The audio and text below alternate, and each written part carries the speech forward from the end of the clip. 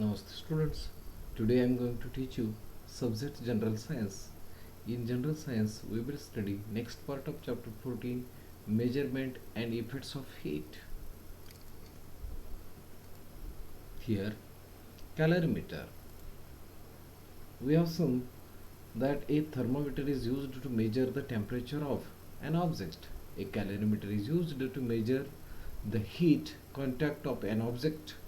Using this equipment, we can measure the heat produced or absorbed in a physical or chemical processes.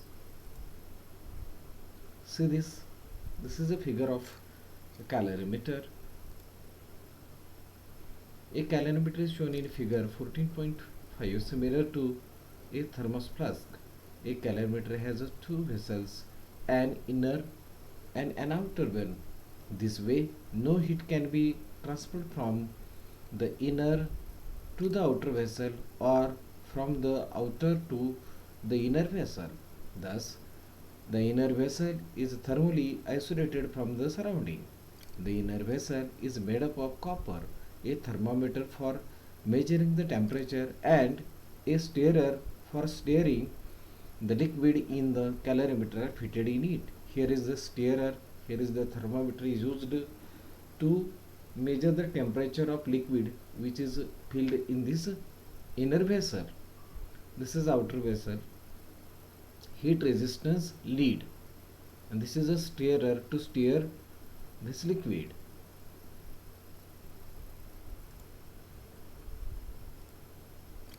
Water at a fixed temperature is placed inside the calorimeter. This means that the temperature of the inner vessel and that of the water in it are the same. When a hot object is placed in water, heat is exchanged between the hot object, water, and the calorimeter, and all three reach the same temperature.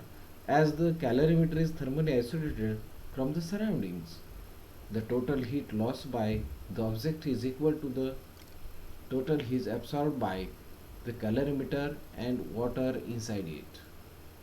Similarly, if we put a cold object in the calorimeter, the cold object will receive heat from the water and its temperature will increases, while water and calorimeter will lose heat and their temperature will decreases or decrease. Suppose the mass of the inner vessel in the calorimeter is mc and its initial temperature is a Ti, and the mass of water in calorimeter is a mw.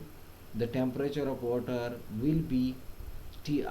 Suppose we place an object of mass mo and temperature To in the calorimeter. If To is higher than Ti, the object will give away heat to the calorimeter and water. Soon the temperature will all three will become the same. Let us call this final temperature Tf. The total heat given away by the object Qo will be equal to sum of the heat gained by the calorimeter and by water. We can write this as Qo is equal to Qc plus Qw. As seen above, Qo, Qc and Qw depends on mass, specific heat and change in temperature dt.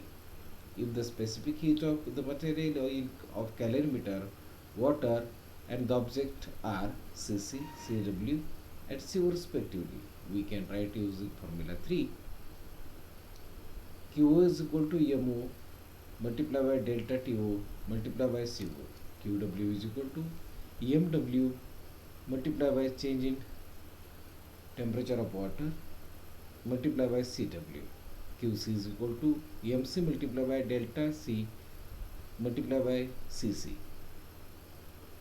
Here delta To is equal to To minus Tf. Delta Tw is equal to Tf minus Ti. Delta Tc, Tf minus Ti is equal to delta Tw.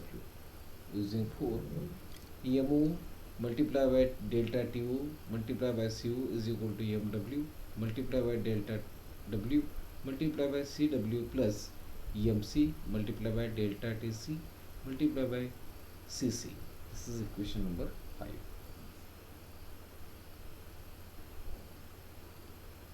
Effects of heat. In previous standard we have studied two effects of heat on matter. First, expansion and contraction, and two, change of state. In this lesson we are going to learn more about expansion. You will learn about changing the state of matter in higher standards. Expansion. When heat is given to any substance, its temperature increases and it expands. Its expansion depends on the increasing its temperature. Solid, liquid and gases all expand on receiving heat. Expansion of solids. Linear expansion.